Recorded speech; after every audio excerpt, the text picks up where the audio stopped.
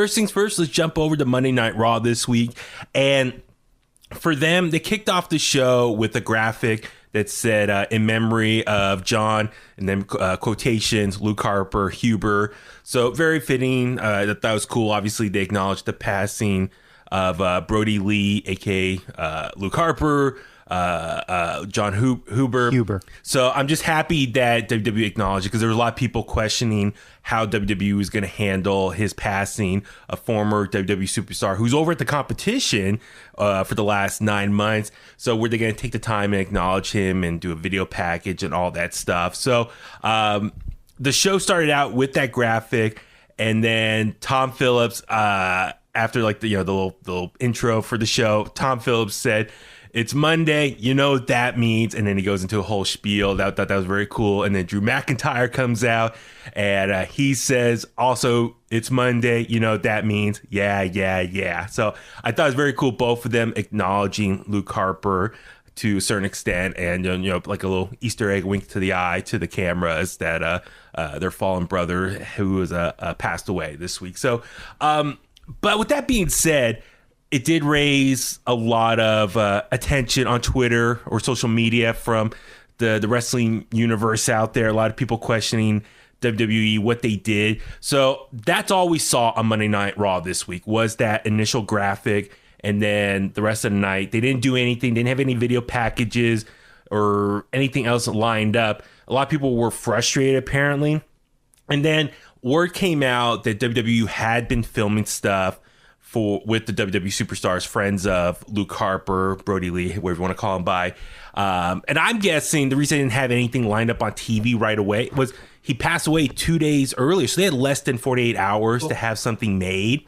And a lot of times when they have a passing of a legend or someone, they put those video packages together before they're dead, typically. Like if they know that someone's getting older or someone's getting sick, then that's common in publishing in general. So like they're anticipating. Yeah, a lot of newspapers and magazines already have articles on so and so. So you're talking about like maybe like the older superstars? No, they do that on younger people too in Hollywood. Really? So yeah. So to me, this is a guy that's 41. Yeah.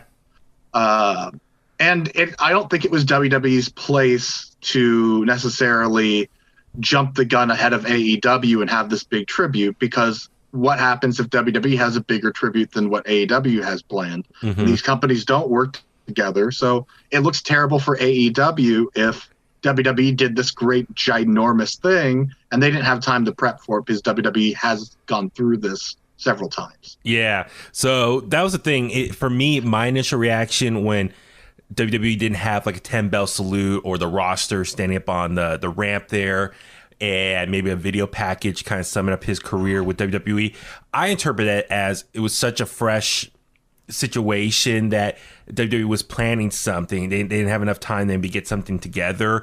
So, which I know in some ways that seems a little weird, because in other unfortunate passings over the last 10 plus years, they've been ready on the call with that stuff being ready. As you said, sometimes they have a lot of that stuff in the can ready to go. So, but then you brought up a good point is, okay, I think WWE's like, you know what? He most recently worked for the competition. Let them have the moment to shine first, and not to take any. It's out of respect, I think. You know, like the 10 bell salute should go to the company that the guy works for. And there was a former WWE employee that decided to speak out and selfishly made it about himself. Yeah. I just thought, that's pretty classless. I thought what WWE did was good, because they have 3 shows. So we saw the signature at the beginning of all 3 shows. Yeah. And you saw talent with the armbands. Mm-hmm. And the talent were really the ones that were going out there, and they were the people that knew him best. Yeah. So, and that's the other thing too, is keep in mind. So yeah, at the start of each show, Raw, NXT, SmackDown, they had the graphic, and then various wrestlers who knew Brodie had their armbands, and then various wrestlers, which we'll get into later in the show, but we're doing signature moves of him or poses in the ring just to pay tribute. Big E even referenced his wife and his son, saying Amanda Nolan in his little backstage promo. So there were little Easter eggs WWE and their superstars were doing. And then as the reports were saying, they were working on some sort of video package, and they had wrestlers backstage filming stuff. And then on their YouTube page, they did release a tribute video to Brodie Lee. So I put that on In The Kliq's Facebook and Twitter page. If you want to watch that, or just go to WWE's YouTube page. But also at the start of every show this week, they also posted stuff on social media. So I think WWE, as far as being the company he no longer worked for, I think they did a pretty good job at still paying tribute to him. Like I said, with the graphic at the beginning of the show, social media posts at the start of every show. They did make a video package. Now, I wonder, will they show that video package on an actual live episode of one of their TV shows? I don't know yet. I was kind of surprised they didn't put that on SmackDown, maybe, because I thought, okay, they're taking the time putting this together and they're going to put it on SmackDown. We didn't see on SmackDown this week, so I don't know if that's going to be exclusive only for their YouTube page, or will they actually take the time and maybe on Raw this week actually play that video on live TV? It'll either be on YouTube or the free version of the WWE Network, I'm assuming. Yeah, and that's the other thing, too. This last weekend, they had, like, a bunch of articles on him created and shared on social media. They had, like, his top matches, like a playlist on YouTube. So WWE did a lot for him. And so, but as you said, I think out of respect to the current company he worked for, AEW, they let that company get the 10-bell salute with the roster, the tribute show, and all that stuff. So I think this week was a lot of love for Brodie Lee from both WWE and AEW, respectively. So very cool to see just the wrestling community as a whole come together. So after that, as I said, Drew McIntyre comes out to the ring, starts cutting a promo. Sheamus comes out, and they're talking about, potentially, they're friends. They want to win that. Sheamus is going to defeat Keith Lee tonight, and he wants to go after the WWE Championship here. Keith Lee comes out and explains, he doesn't trust Sheamus, and then Sheamus goes back and says, "That's why I bro kicked you, because you keep going around telling people I'm going to turn on my friend." So we see kind of just all three of them going at it before Drew McIntyre ultimately sits at commentary, and there's a match between Keith Lee and Sheamus, and the winner gets a title shot this coming Raw. So, Richard, what do you think of just that opening segment here with all three of them, and then ultimately the match itself? The match itself was very good. I fast forward the promo because I didn't want to hear promos to start my wrestling viewing this week. So yeah. This is the thing. I think in so many ways, what Sheamus said was kind of true. You kind of side with Sheamus. I think a lot of people think he's just going to turn on Drew McIntyre. And he said, like, I'm tired of you, Keith Lee, going around telling people I'm going to turn on him. So that's why I kicked you after the match. During the match, it was all fair. We worked on the same team. Then once the match was done, that's why I struck you with my kick. So I think from Sheamus, he does have a valid point as far as where he's coming from in all this. So now I'm a little curious here as far as, okay, we're going to get Keith Lee versus Drew McIntyre on the next episode of Raw. I was kind of hoping they maybe would have saved that for the Royal Rumble. I'm guessing maybe it might be a triple threat at the Royal Rumble. If I had to just early predictions, I bet something's going to happen in this match. A little bit of a wonky finish, and then Keith Lee and Sheamus are probably going to be both going after Drew at Royal Rumble, if I had to guess. But, it is what it is. I'm excited for the matchup, though, for Keith Lee and Drew McIntyre on Raw this week. I'm sure it's going to be very hard-hitting. And then next up, we saw Grand Metalik take on The Miz. The Miz is very, losing, has like no confidence ever since he lost the Money in the Bank briefcase. And with that being said, I was a bit of a shock here. Grand Metalik of Lucha House Party picked up a win. But yeah, Richard, what do you think of this match between the two? I like the match itself very much. Grand Metalik, I like that he's getting some shine right now, it looks like. Yeah. But that match was surprising because it's two people you wouldn't expect to have a good TV match like that, and it was pretty good. Yeah. So that's the thing. It's that's starting to turn into a story for the night as far as Miz trying to pick up the pieces after losing the Money in the Bank briefcase. And so this match with Grand Metalik, I thought was very good. I'm happy for Grand Metalik. He picked up the victory here just because we're so used to them lately just running around for that 24/7 title. So to see them in an actual high-profile match here again, awesome stuff here. Next up, we saw Shayna Baszler take on Dana Brooke. And, to Dana Brooke's credit, I think she's been really getting better in the ring as of late. I think we talked about this before. So she's doing really good. Ultimately, Shayna Baszler picks up the win.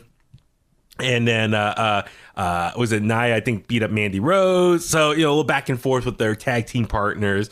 So I'm kind of curious where Shayna Baszler and Nia Jax are going to go from here. And that they're no longer women's tag team champions. I wonder if they're going to eventually go at it, or maybe Dana Brooke and Mandy, maybe it's going to be a tag match. I wouldn't be surprised if there's like a tag match between the two of them here coming up. I'm guessing at some point, probably the Rumble, that we're going to get a three-way for the tag team belts. And I don't know if that's going to be the 3 teams on Raw or a team from Raw and a team from SmackDown, but women's tag team wrestling is starting to pick up pretty good. Yeah, and we've been seeing a lot of that, and I think that's kind of the bonus of having Charlotte and Asuka as the champions. I mean, they're 2 of the greats of their division currently, and so with that being said, I think they're kind of stepping the whole division up as a whole as far as challengers go. So I'm looking forward to what's next for them, and we'll talk more about SmackDown this week about what we saw there. Next up, we saw Alexa Bliss, her segment.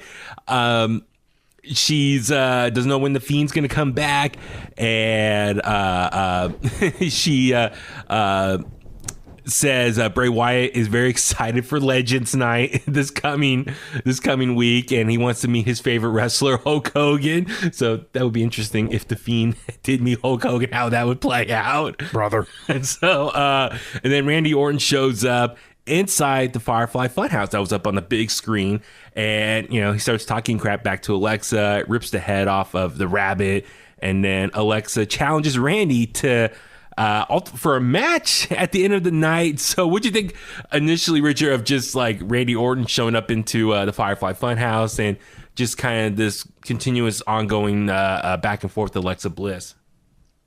Very good. I think this combination of people is you can't really do any wrong with it at the moment. So, it's when you say it out loud the way you just did, it sounds really silly. Yeah. But when you watch it, you're invested in it, and the way she's selling it, and the outrage with the puppets getting their heads removed, and then she just gets angry. It's great. Yeah, and I think what they're trying to set up is, I think for Randy Orton, he thinks, okay, to get back at get back at the Fiend and make sure he's really gone, I have to go after Alexa Bliss now, because that's been the connection as far as if something happens to Alexa Bliss, that will get the Fiend out hiding from wherever he's at least before their match at TLC. So I think, for Randy Orton to make sure the Fiend's really gone, he's going to have to keep going after Alexa Bliss. And I think that's why he accepted the challenge for the end of the night. And I really, to me, it's kind of amazing how easy it is for these WWE superstars to appear inside the Firefly Funhouse. Like, we've seen Seth Rollins, get there in the past. Like, I always thought, like, John Cena got there. And I think there was a rumor that they might have a Firefly Funhouse match at Royal Rumble. So I don't know if it would be like an updated version with the Fiend and John Cena did at WrestleMania last year, I should say now. So that'd be kind of interesting if Randy Orton's down for that. So we'll see how it goes. It hasn't been officially announced yet. But anyway, I dug the segment as far as Randy, he's trying to get back at Bray Wyatt. So he's going to his territory. He's calling out his girl or sidekick, whatever you want to call it. So I'm enjoying all that. We also saw AJ Styles take on Elias, but earlier in the night. So we see Elias and Tommy, who's his bodyguard now? Almost. No, for Elias. Oh, Gunner. Gunner for TNA. Jackson Riker. So they're in the room, and like Elias is warming up, trying to be like a concert, and then they hear pounding at the door. And AJ Styles and Omos comes in, and they're complaining that Omos can't listen to his music or something. I don't know. AJ Styles made me laugh here because I think he tried to say Mozart, but he mispronounced it. He said Mozart or something. I did notice that. That sounds like Carney. We said, try to listen to Mozart here. So I don't know. AJ, like, he has his moments. He's trying to be a heel, and it's just so funny to me. Like, he's too entertaining. Yeah, it's great, and like I really started to dig him and Omos as a pairing, like almost comes in the room. It's just, it's such an odd like couple here, but it's so, I find it engaging to watch. And then ultimately we see AJ Styles take on Elias here. And you know, it was kind of cool, like a little bit of a fresh matchup here. I think hopefully WWE will start giving us more of these fresh matchups. So what'd you think of Elias and AJ going at it? I thought it was fine. I mean, that's about it. The extent. I mean, that's kind of my feelings towards the show in general. Yeah. For this week or just in lately? Just this week. Like usually I'm pretty positive on Raw, but this was I wasn't into Raw this week much. Yeah, no, rightfully so. I feel you. I think, you know, while we did get some fresh matchups here, I think overall it's just still kind of going through the motions still. I mean, AJ Styles did pick up the victory, rightfully so. So good for him. I just, where does he go from here? Like, okay, he lost the title to Drew McIntyre. Like, does he go after the U.S. Championship at some point? I don't know. I just, you know, AJ Styles is arguably the best of this generation. So I just don't know where does he go as far as 2021 goes, as far as where his career, because I don't know. Be interesting to see. Next up, we saw Mustafa Ali take on Ricochet. Back and forth here. Mustafa Ali picks up the victory over Ricochet. He's still trying to persuade Ricochet, to join Retribution. And Ricochet had a great showing. At one point, he took out Mustafa Ali. He DDT'd T-bar, like all in this like quick like span of like, I think 15, 20 second window there.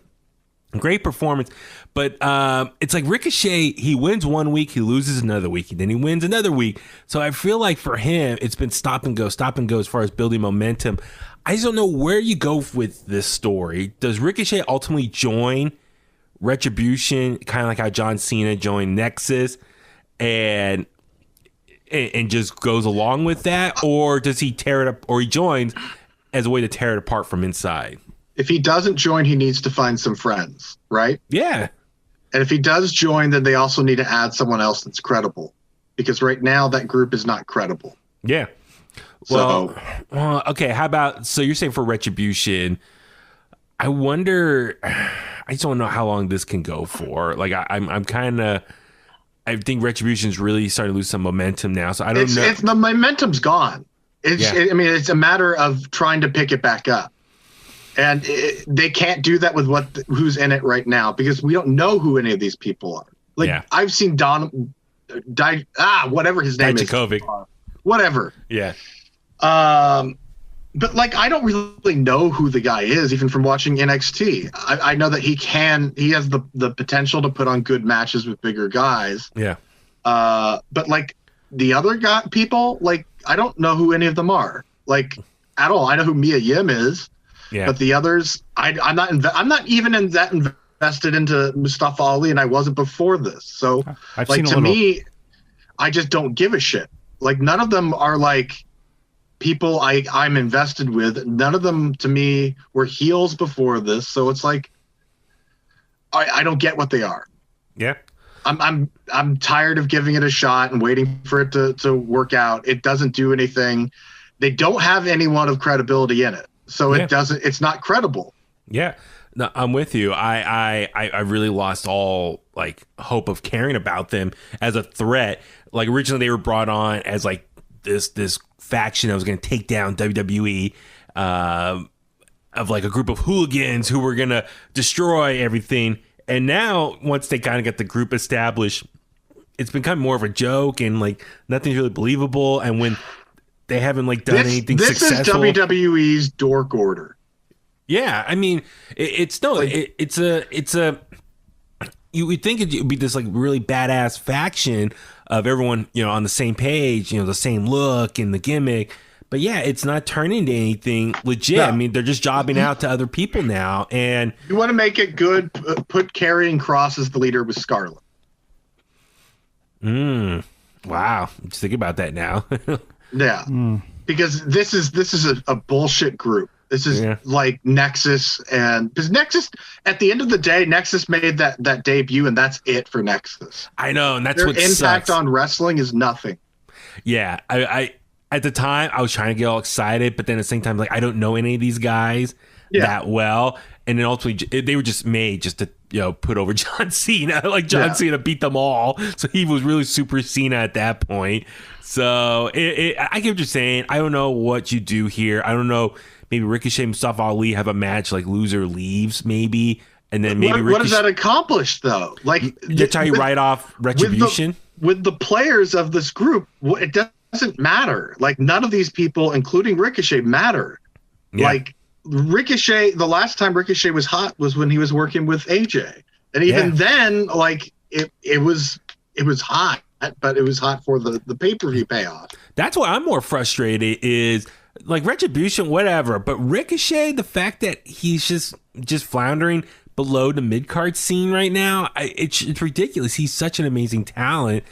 Now I know he's not the best on the mic and all that stuff, but yeah, I really want where do Ricochet. You put him? He has no like verbal character. Yeah. Like he's as bland as it gets. Like that's the thing. Like you have these indie darlings, right? Yeah. Mm-hmm. But the indies are not known for their hot promos. So when you're on TV and you have a mic in your face, you're either going to take the ball and run with it or drop it. Yeah, you're right. And that's the thing. Like, as much as we love going to indie shows, they just go from match to match. You don't see a lot of character work. And that's what I think what separates indie wrestling from, the mainstream shows we see on TV. It's like you really got to have a total package. Not only your in-ring work, your mic skills, and your presentation, your gimmick. And that's the thing with Ricochet. It was like, you go online, you see all these highlight videos of him and other promotions.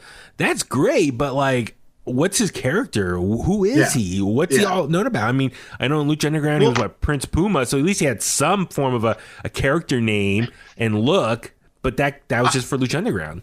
I think the fans also put a certain amount of microphone expectation on the performers where they need to be The Rock or Dusty Rhodes or Hulk Hogan. And it's like, you don't have to be that good. Like if they're as good as Rick Rude is, then you're fine. And Rick Rude didn't have a specific catchphrase, but he was good on a promo. Like as long as you're good on a promo, because I think people try to be the best on a promo and it's like, just be good. Like you don't have to be the best. Just do a decent job on the mic so we're not bored. Because like that's my big thing with Nia Jax. Because I used to love Nia Jax's in-ring, and then they gave her the mic all the time, and it's like my opinion of her dropped severely. Because it's just like, oh my God, like she's just yammering on about nothing. Yeah. Well, I'm with you as far as like for some of these guys, as far as when it comes to cutting a promo, as long as you just convey your emotions and what your motivation is for this match to exist, that's fine. But some of these guys can't even get that across, or it doesn't feel legit. And it's funny because the internet puts the blame on the company. It's like, oh, well, they wrote that for them. It's like not all of it, and I don't think they mean for them to say it verbatim. Like these are not actors, but like Drew McIntyre's gone out and said like they'll give me bullet points for things to hit, and I nail it, and he's phenomenal. Yeah. So and he wasn't really known for being a promo guy before this year.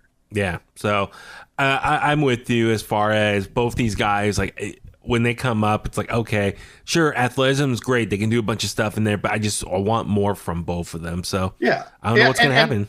And as long as you don't pull a big Cass, like you can have some creative fun with your promos. It's funny to me how, well, that's what they wrote for them, that excuse, but it's like people bash on the Dusty Rhodes and polka dots thing. Let me ask you this: was Dusty Rhodes over in the polka dots? Over like an MFer, right? Yeah, super over. Does it really hurt? No. Like it's what you do with the character and what you're given. And it's like, I don't think today's talent are as capable of wrestlers as they were 20, 30 years ago. As far as adapting to what's given to them. About wrestling in general. Yeah. I mean, the moves are great. The moves are great, but the moves are not what you're going to remember. You're going to remember a match for its body. Hulk Hogan versus The Rock. It is the most basic of moves, and it is one of the best matches ever. So that pop, I mean, just seeing both of them look at each other and then look around. Yeah, the crowd exactly going nuts. It's and amazing. There's no other reaction in a crowd like that. Yeah. So yeah.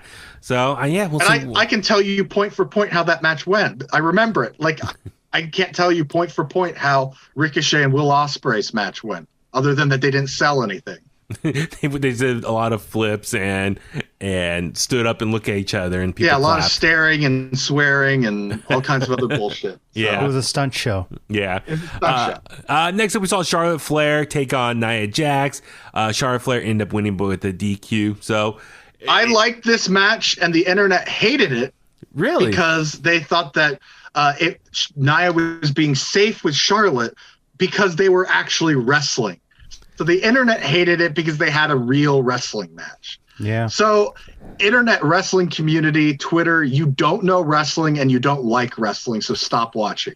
Well, yeah, that's the thing. You just can't please I'm anyone. hot. I know. It's insane. I'm half hot. This is Tell us how you really feel, Richard. Next up, we saw 8-man tag. We saw the Hurt Business take on the New Day, and I guess it's now officially this was the very good. Hardy Bros. I guess even WWE filed for a licensee for the name, so Jeff Hardy and Matt Riddle. What'd you think of this match here? I thought it was highly This was the peak of Raw for me. I mean, Tommy, you were telling me it was cool because you saw like Xavier Woods doing a lot of tribute for Luke Harper. Yeah, he did a couple moves in honor of Brodie Lee. He did the springboard thing on the ropes. That's what Luke Harper did. Yeah. And he did the lariat, of course. And you could hear Tom Phillips' voice. When he hit the lariat, he was going, yeah. That's awesome. So let me ask you this. I noticed that. Do you think part of the reason they cooled off on Retribution is because unexpectedly the Hurt Business got so hot? Yes, that's probably it. Only one faction can take off at a time. Well, yeah. I mean, it just felt like we woke up to the Hurt Business being the coolest thing in wrestling one Monday or Tuesday. Well, and the timing of it, they're both came up at the same time, and the Hurt Business was more organic. While Retribution, you could tell, was something someone created backstage and was starting to be forced down our throats. And that really took off when they added Cedric. But the thing that they have that Retribution doesn't have is 3 familiar faces. Yeah, and we actually can't see their faces. Yeah, but we've seen those 3 for the last 20 years. So yeah. Or, give or take. Yeah, so I hear what you're saying. So no, a great match here. Hurt Business picks up the victory, which is good. I think as far as picking up a win over, New Day, one of the greatest tag teams ever. Jeff Hardy, a legend in his own right, and then Riddle, who's going to be hopefully one of the big shining stars for years to come. So a big win for Hurt Business, keeping their momentum going. And I really want 2021 to be a big year for Hurt Business. Next up, and for Riddle too. Oh yeah, for Riddle as well. It looks like he's hopefully going to be re-signing with WWE very soon. There's been a lot of back and forth going, so hopefully he's not going anywhere. Next up, we see a backstage segment of Miz and Morrison. It looks like probably up in like the 200 section of the arena, or at least somewhere where some stairs going up to the seats are. They're in the bleachers. And Miz is very disappointed. He lost earlier, doesn't have the briefcase, and he just looks so depressed. And then Adam Pearce comes walking up and more or less just hands him the briefcase and says, "You're right. Morrison was the one who turned in the briefcase, cashed it in, so you didn't. You get to keep the briefcase, get it back." And Miz was so happy, and the two of them started dancing. So I don't know, man. I'm a little not a fan of it. I'm frustrated. Not a fan of it. Exactly. So the history books need to be rewritten that Drew McIntyre won by disqualification in a ladder match. Yeah, as far as the Miz interfering. He joined the match. They rang the bell and added him, and it's why? Even I think people were mentioning, remember when Brock Lesnar cashed in? Paul Heyman was the one who gave the briefcase over. So it's like, okay, do you rewrite that moment as well? So there's been other times where someone else hand over the briefcase and then the person cashed. And then the thing was, the Miz wrestled in the match and ring the bell. So it's like, that's the official part. So there's a little detail. I'm frustrated. It doesn't make sense. It kind of makes it feel like it was a waste of a use. Because I'm not a fan of that stipulation in general. I get why they do it, because if your reigning champion gets injured, it's an easy way to put the belt on someone else.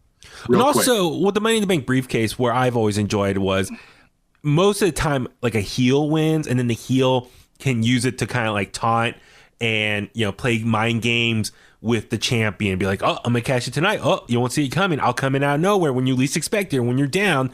All that stuff. So create some interesting storylines. And you know, if you have someone that's on the up on the roster that you think could be the next big thing, you give them the briefcase, and when you're ready to pull the trigger and make them a champion, it's a great way to do it, and put them on that platform, put the rocket on them, and become a champion for the company. So I've enjoyed that aspect, and really it's helped make some stars by who had the briefcase. But in this situation, I mean, God, it's frustrating because I really think it puts a little asterisk on what was a great TLC match. Yeah, and it's also kind of like they probably could have had the same length of a match without him coming out and doing it. So, well, and now it's like, oh, what's going to happen now? It's like, is he going to hold on to it now for the next few months and try to cash in again? But then if he cashes in again, is he going to win this time? Is he going to lose? I really think this briefcase, or the 2020 briefcase, it's such a... Unless, and we could tie this into SmackDown a little bit right here. Unless this is something where they're saying that they've given Adam Pearce too much power. Because if he's giving that back, we also saw on SmackDown that they reinstated Sonya, and we saw Roman getting pissed off, calling he was making those matches. Yeah. So maybe it's more or less a storyline for Adam Pearce. Maybe there's he isn't he up until a few years ago was an active wrestler, so maybe this is a way to transition him in the ring again. That'd be interesting. And then also I'm just thinking, for me, it's like this briefcase has been such a letdown. I mean, Otis had it, but didn't really do anything. Miz got it. But even I mean, my opinion is I don't like the concept in general. So it's just kind of like the concept to me is a waste. So well, for me, I don't like it. Well, just for me, because like Miz and Morrison have been both booked as just comedic acts as of late. And they're just not legit threats having the briefcase. Like when sure Miz got it from, you know, JBL or whatever and got the briefcase, I didn't take him seriously. I think most people thought, okay, he has it, but he sure is a little bit more of a threat compared to Otis, but still he's a comedic act, and you know either Roman or Drew would kick his ass very easily and just retain their respective titles. So I never saw him as a legit threat. I just saw it as he's just a bigger star than Otis was. But even still, I never saw him and he can win this. And now it's like he has it back again. It's like, okay, is he really going to try to cash in on Drew again? Like, I hope Drew doesn't lose the title to him again, because I think that'd be such a bad ratings drop. Like the Miz becoming the WWE champion on Monday Night Raw. Like, I respect the guy, and I really respect how he's had a long career in WWE and all of his accomplishments. But I think as of late, he's just, I'm sorry, he should not be booked as the face of WWE at this point. At this point in his career, this doesn't make sense. So I don't know. I'm with you, Richard. I think this is a really bad move, and they had the easy way out. Miz dropped dropped the briefcase. He can be upset, depressed for however long, a couple weeks. Maybe he loses a bunch of matches and then goes off TV and comes back as a repackaged thing. I don't know, but having the briefcase back on him, I'm not a fan of that, because it really just screws up the continuity of the briefcase over the years. You know what I mean? So yeah, I'm not for that. So I'm sure we're gonna get more Miz TV segments now.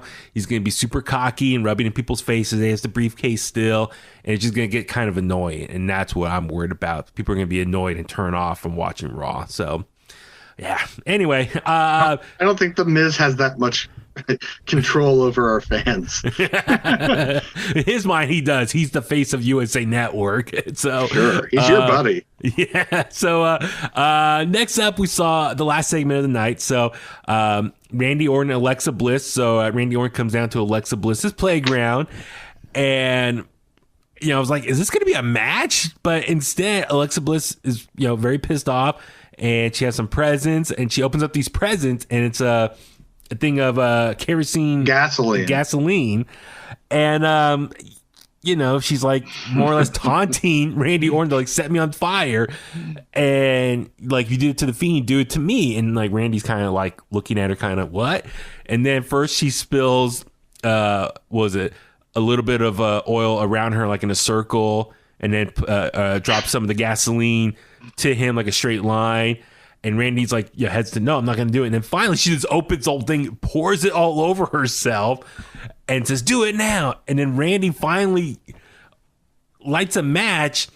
And all of a sudden, right before he throws it, the screen goes black and we end the show. We end Raw on a cliffhanger. So, Richard, your thoughts on this? Stay tuned, folks. I mean, this felt like such a Nitro thing back in the 90s. I know. They end on the cliffhanger.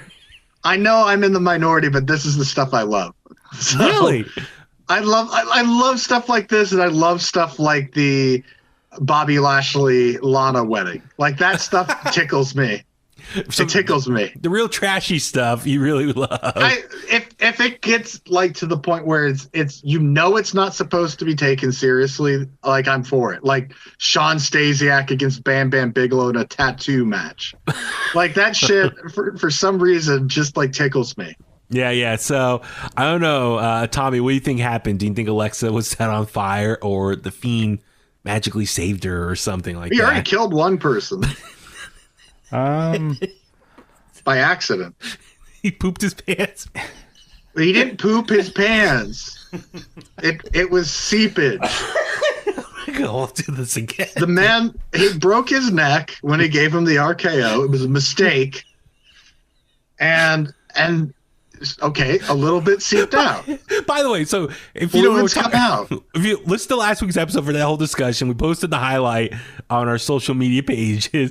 But I forgot to ask you, Richard, in that moment, you said your dad's from New York. What that have to do with him knowing about men pooping or people pooping? No, themselves? My dad knows how to get rid of bodies. Oh, okay. Come on. So Sure, it's upstate New York, but yeah, still New York. Yeah. But yeah, no. So I don't know, Richard. What do you think happened? Do you think Alexa Bliss was set on fire? Legitimately, yes. Okay, babe. I think potentially we could be seeing a new incarnation of Alexa and Bray. yeah. Okay, that'd So be that interesting. might be what that was. Okay, that'd be cool. I'm really curious what, especially for the Fiend, what's next for him? How's it? And I just want to see what it's going to be. Like that's my excitement with it. Is like I know it's going to be weird, and I mean the Fiend delivered. Yeah. So yeah, like let's do this. Well, I think also I'm glad they've been keeping him off TV. Like they're building it back up. Like so, keep him off TV for a few weeks. And well, it sounds like we're gonna get him on Raw tomorrow. Hulk Hogan's gonna be the victim. Yeah, I mean, look. The last time they did a Legends thing, he took out Kane and Mick Foley, didn't he? Yeah. Didn't he also take out Kurt Angle too? Yeah. Yes. Because those are the photos on the wall behind him. Watch, he's gonna go on a rampage to take out all of them. Everyone, and he's got Alexa to take out the women. So the two of them are create havoc tomorrow night. That's what's gonna happen. Yes. All right. Yes. That alone, I cannot wait to see what happens. And do you think they'll start off the show with, in case you missed it, this is what happened at the end of Raw last week?